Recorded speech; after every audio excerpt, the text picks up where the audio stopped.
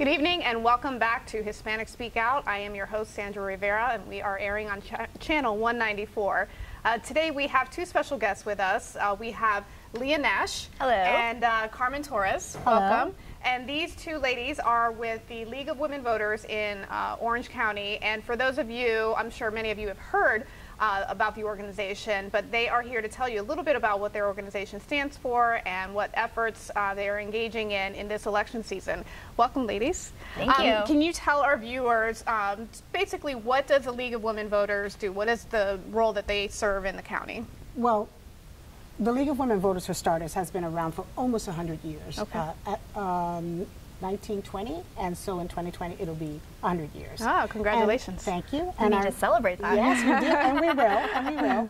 Actually, and we're here to, our mission, of course, is to educate the constituents or the population with respect to voting rights, and because we're defenders. I have my t-shirt. Yes, you came armed. That's right. It looks like Superman, but it's She's actually a League superhero. of Women Yeah. Voters. Very nice. And we're defenders of democracy. Right. Okay. And so what we do is educate. Okay. And you ladies are specifically with the Voter Services Yes. division of the League of Women Voters.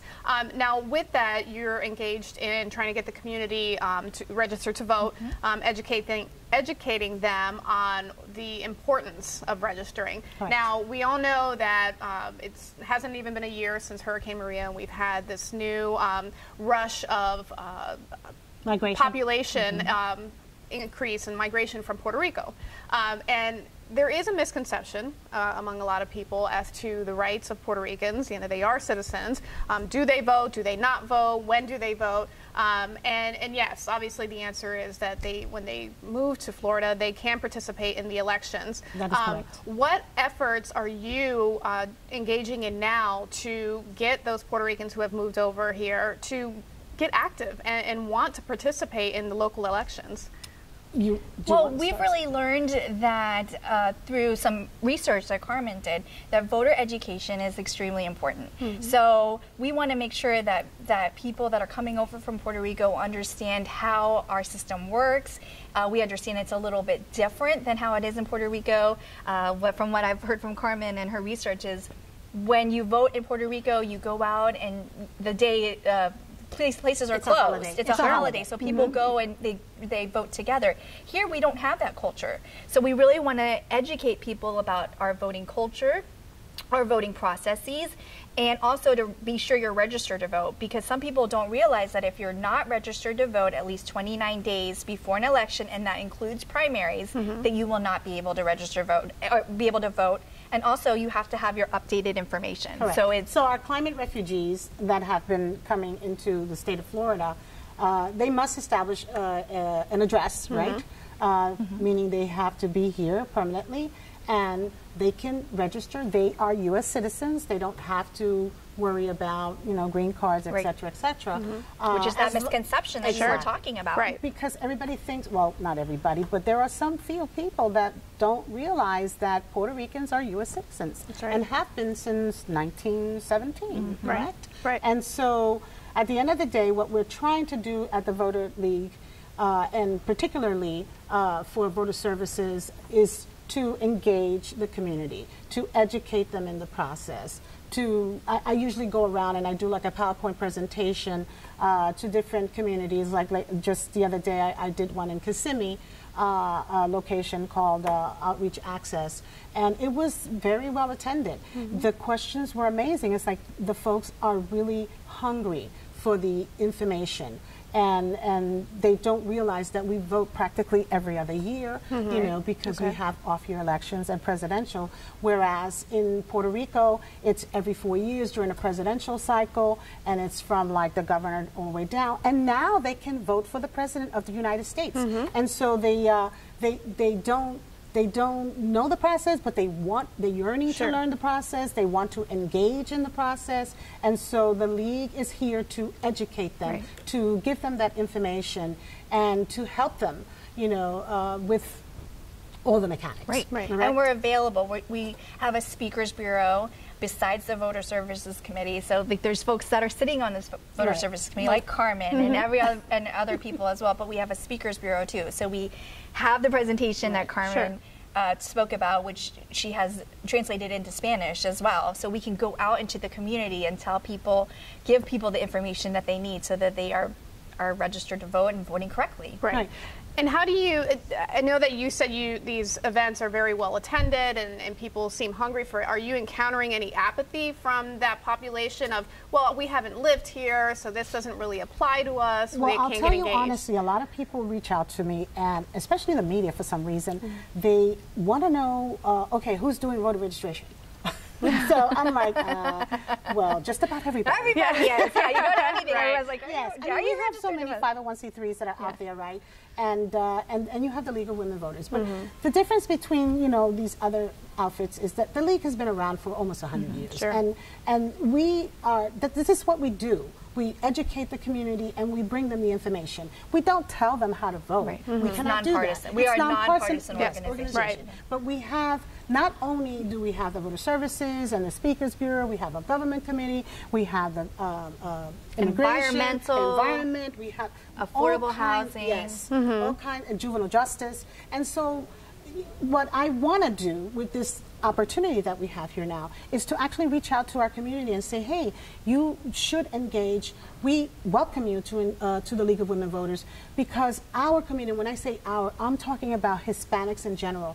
We don't know much about the League of Women Voters. So our presence is really lacking. There's far few and in between. And we really want you. Right. We want you to join, we want you to engage, and we want you to see what the League does. Right. And so getting back to the education and the information that they want. A lot of people, when they came here, they didn't want to come here. They were forced here. They're climate refugees, right? They were have nothing surviving. they have nothing to come back to. So at the end of the day, they were thinking about work, housing, a roof of, they weren't thinking about the registration or voting. But now that they're slowly acclimating, right? It's like been 6 months, 7 months. We know these people are here to stay. Right. And so I believe that it is our duty to inform them as to what their rights are with respect to voting. Sure. So. Now, with the, we know what's going on with the new group of people that have moved here.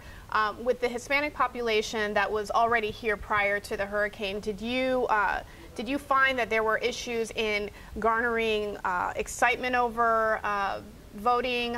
Was there any kind of disconnect because maybe they didn't feel represented in their candidates? How did the numbers look in terms of voter turnout for the Hispanic population?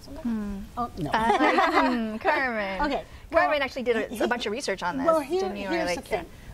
A lot of our people, and when I say I'm talking about Hispanics per se, they have 2 and 3 jobs. They have the children that they are, responsible for, and don't have the time because they have those 2 or 3 jobs. Because of course we have other issues like, minimum wage issues and housing issues and such like that. And so they don't have the time. But I really believe that we have increased the numbers every election cycle. And so our job is to educate. Our job is to reach out. We are doing that every single election cycle. It has increased. We just have to do better. And this is why I welcome everyone to really look into the League of Women Voters, lwcoc.org. And that we do other things besides register people to vote. In terms of voter services, I mean, we talked about the different committees that we have, but in terms of voter services, we also want to educate people. So we talked about the presentations that Carmen and other people do from the Speakers Bureau, but we offer other things as well, like candidate forums. So we have elections coming up. So we are going to, as the League of Women Voters, provide a nonpartisan forum and atmosphere for the candidates to come in and answer questions from the community. Okay, so this is open to the public. Open you don't to have the public. To be a member No. of the league. We want specifically people from the district. So we're going to focus on local elections. So it'll be the county elections and the school board elections. County commission. We also provide a voter's guide, and that is a basically questions that we put out to all of the candidates. So we ask the exact same question. They submit their answers, and then we compile it and along with the amendments so that people can understand, as you probably know, the amendments can get very confusing sometimes. So we put together a guide that has a list of the candidates and the amendments so that people can kind of like read it ahead of time and go into the voting booth and be prepared. Do you offer any services? When you bring up that amendment issue, it's true. Sometimes they are very heavy. And this year there are going to be at probably least 17. Right. I was going to say 12, but so it can be very fatiguing to go into the election. And that's another overwhelming, voting booth. I don't know if you recall Amendments 5 and 6 were very intense and they were very complicated. Each one of those amendments, they can have 15 words in the title and about 75 in the body. And sometimes the language is tricky, and I mean, attorney, you know, and we're just like lay people, right?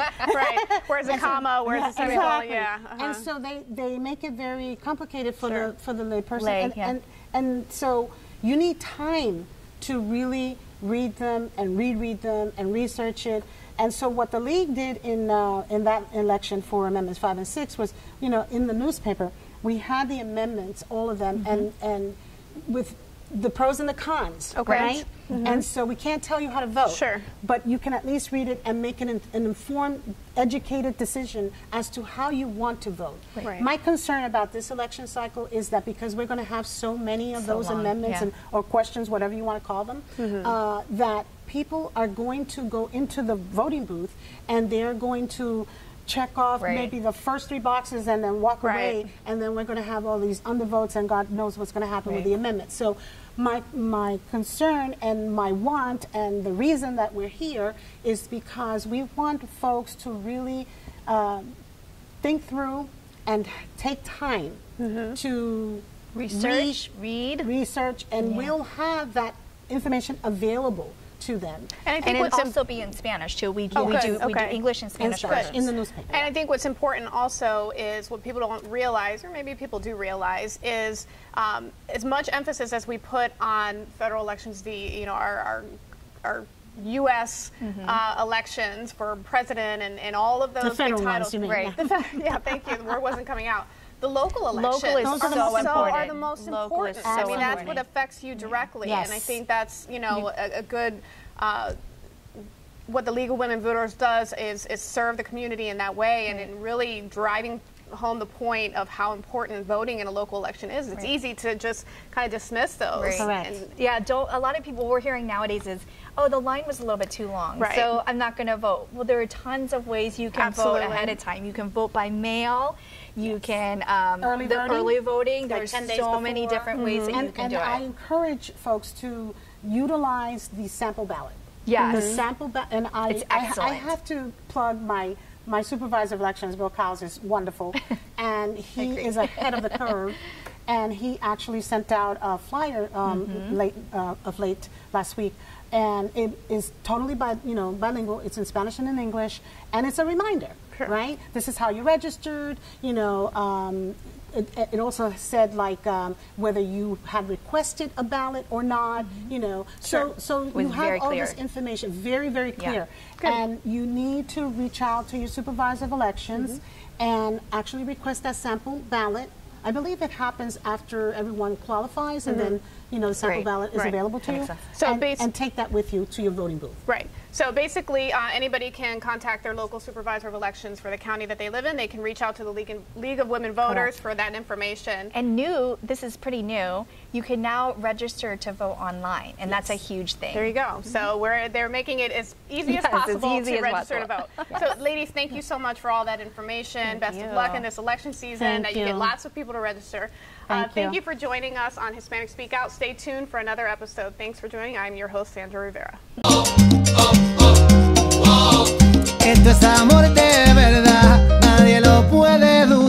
Step up to craft beer. Taino Light Lager has a crisp, refreshing Caribbean-style flavor. Boricua Craft Ale, full-bodied flavor for the true beer drinker. Stop drinking beer water. Taino Craft Light Lager and Boricua Strong Craft Ale. Feel the rhythm and come up to craft beer. Welcome Welcome back to Hispanic Speak Out. I am your host, Attorney Sandra Rivera, and today with me we are speaking with Diana Joseph, who is the chair of the Housing Committee with the NAACP, and she's here to talk to us a little bit about some of the housing issues that you or somebody you may know in Central Florida may be facing. Welcome to the show. Thank you. Thank you for being here. I'm glad to be here. Now, you wear two hats. You are a real estate broker, so you're very entrenched in the real estate community in Central Florida. I am. I've actually been in real estate for about 20-something years. Okay. And started a brokerage about 5 years ago. Okay. So you have firsthand knowledge of the housing crisis that Central Florida is facing. And before we went on air, we talked a little bit about that, and you gave a really sobering statistic about the rentals in Central Florida. Can you talk to us a little bit about that? Well, right now we are #1 in the nation for rental increases. Okay. So when you actually look at that, like I always say to a lot of clients and so on, we're turning into a small New York or a small California when you look at the square footage that you're receiving and the rental price, that they're charging. Right. So, for example, right now, it is very difficult to find a one-bedroom that's under $1,000. Sure. And a one-bedroom could even be considered a studio. So there are definite challenges within not only the space that you're receiving for the income that they're requiring, but then, of course, the income of clients are not going up. Right. So it's a twofold problem. So it's becoming very lopsided. And what they can afford, what you can find for less than $1,000 is a lot of times subpar housing that have a lot of issues. And unfortunately, there are a lot of landlords out there who, don't really care about their tenants or don't care about the conditions of the properties that they maintain. Exactly. So, and they're forced to live in those conditions.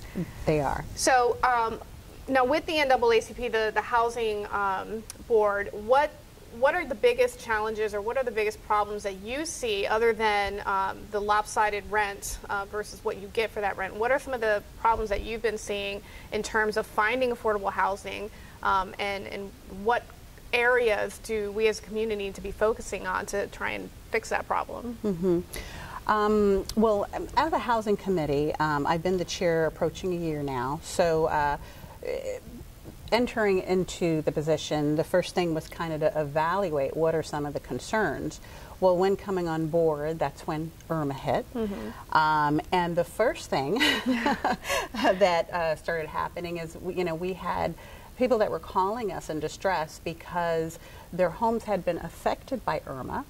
And as a result of being affected by Irma, the landlords, in the midst of filing for insurance policies and things of that nature, was forcing the tenants, of course, because the home was inhabitable in some cases. Some cases they weren't, but they were saying it was, in order to move them out. And then what was happening in a lot of cases is landlords were renovating the homes because they knew that they could get more rent for the money. Right. So those are some of the challenges that we saw. There was those that could not afford more, but really was being forced out of their home legally, right. but forced out of their home with no other options in their income bracket, while this home that they left was basically being going through some gentrification type of process and then rented out at a higher price. Sure. The other problem that we see with affordable housing, of course, having the migration from the different islands come in, Puerto Rico being one of them, a large one, but also small islands. A problem that was already nationwide really became to the max in the state of Florida, because we already had the problem. We hadn't any solutions really in place, and then here we are, we're faced with something that we did not expect at all. In such a short period of time, too. In such a short period of time. And what we realized, is that there's not a number to it. That's kind of scary when we really don't know, as a state, how many people really have been affected, how many are really homeless, And you know, some people consider homeless, you know, you're on the street. Really, it's not. Right. It's a working family, but they're living in a hotel room. Right. You know, we saw a lot of that happening. We had a full, you know, a husband, a wife, adult children, brothers and sisters, all living in a hotel room. Right. You know, so we saw that problem. That was, you know, obviously a major problem here. And one of the things that, you know, we saw is that, and, you know, you have to look at it both sides. If you are a landlord or if you are a property owner, you want the max for your property. Absolutely. Yeah. You know, you want the max for your property. Sure. And if the market indicates that you can get the max for the property, then obviously that's the direction you want to go. So I think what needs to happen, and what I do see some movement in that direction, is we have to figure out a way that incentives are given to landlords, or incentives are given to homeowners or developers to, you know, construct more, you know, or to do more to help, you know, this lack that we have in affordable housing. Because you really need to have an altruistic sense of, you know, purpose if you're going to offer housing at a reduced rate. I mean, you either have to be altruistic or there have to be incentives. But you know, unfortunately, it's difficult. You know, if you're trying to make a living and you're trying to grow your own wealth, there's going to have to be some incentive in order to fill that gap. Exactly. So one of the things that they realized, which we also saw, you know, as a committee when we were, you know, doing some of the research and going through workshops and things with different politicians and so on in the state, is that there was a large space between the traditional homes of single-family homes and condos, which is really the two models that, you know, really covers the state. You're either living in a single family home or you're living in a condo. But there's a huge middle that has not been addressed. You know, in other states they've done tiny homes. Some have done container homes.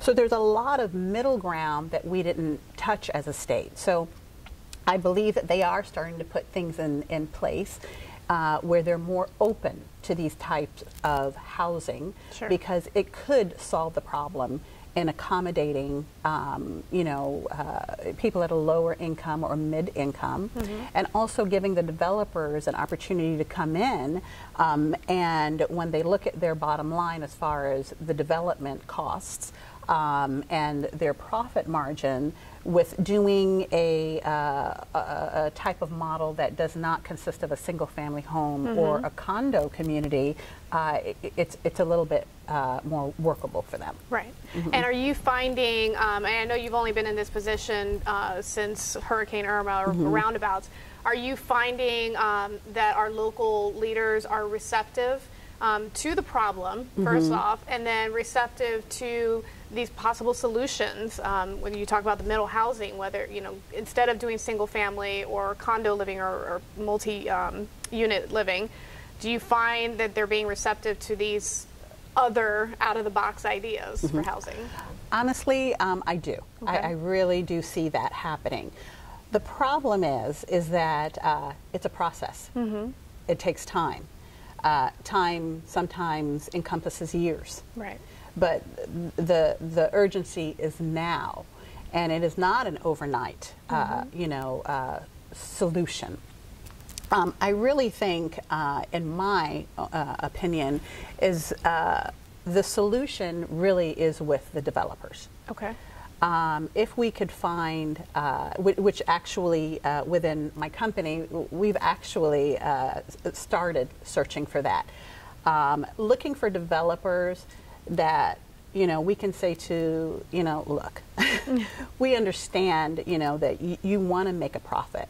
But what we're asking is, can you look at a model of a home, basic model, and maybe not make as much of a you know, of a profit. You know, everyone, you know, who's involved in this project, knowing that as a community, we're going to do this, you know, you're going to get paid. You're going to get an income from it. But as a community, can we work together to actually try and make this happen? And I think if more developers would look at that, then what they would find is that they would be doing or making their profits based upon quantity. Right. Instead of, you know, focusing on that $100,000, $300,000, and $400,000 and $500,000 home. Sure. I think, and I have seen that what the state is doing, they are doing things to try and make it easier, you know, whenever trying to get through the codes and, you know, looking at the high impact fees and looking at certain building restrictions. They're willing to look at all of these angles in order to make it easier. But really when it comes down to it, if the developer does not build, if they're not willing to build a product and not think about that huge profit, then there's nothing we can do. You know, so I really, you know, as a whole, from what I'm seeing, is really just trying to reach out to our community, and it's an opportunity, I think, if developers and small, you know, small business developers and contracts, if they look at it, there's a huge opportunity there. You know, not only to help, but, you know, to be on the cutting edge of the housing development in Central Florida. Absolutely. I mean, and there's enough for everybody. And if you have, you know, state politicians and so on working and willing to, you know, readjust this and look, you know, why aren't we doing that? So it really comes down to looking for those developers in our community that are willing to say, you know what, I know I'm not going to make as much money as I can, but you know what, let me at least do this. I'm going to make a small profit. You know what, if I can make this really great template, then maybe I can continue to make this template, help the community, and still make a profit. And being aligned with your community, now in the age of social media, anybody who does anything good or nice for somebody, you know, it goes viral. So aligning yourself with the community and taking on that role to assist people in your community, I can only imagine it's going to have a tenfold effect or you know, on the people that see that and on their business, on their bottom line. So we're not really creating a new mold here. I mean, it is being done in other states. And I assume it's being done with some measure of success. Absolutely. So, absolutely. I had researched, you know, myself, like I said, just looking for developers that are willing to do that. And in my own research, I saw that in California, they just started approving container homes. And it's a great option. You know, it's a modern look. There's so much that you can do with it. And it's larger than a tiny home. And from what I've seen in my research, and again, I'm not a developer or contractor, but just based upon my basic research, I've seen that it is a more affordable solution than even a tiny home. So I think there's a lot of creativity that developers can do if they'll come together. You know, like I said, there's more than enough to go around, and I think if a group of developers got together and met with these these officials of counties, they'll work with them because they need, you know, we have people that are living in their cars, we have people that are living in hotels. We have people that are living on campgrounds. You know, why wouldn't they? We have more than enough facts to tell you why this is needed. So why wouldn't they work with us? Absolutely.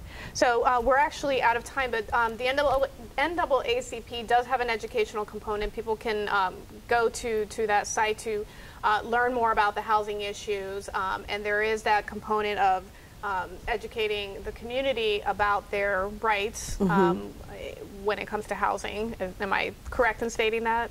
Yes. Well, because we are now starting this role as the Housing Committee here, we haven't updated our website with that information. But what we do is we do have a lot of community events. And if they'd like to email me for further information, we'll put them on that mailing list. And they can get more information. Great. And if you want to just give your email, are you okay with giving your email address? Sure. It's diana.joseph@live.com. And like I said, if they'll email me, we'll add them to the email list. Okay, great. Well, thank you so much for that information, and I wish you the best of luck in those endeavors as well. Thank you. Thank you for joining us for another episode of Hispanic Speak Out on Spectrum Channel 194. I'm your host, Sandra Rivera. Thank you, and have a great night.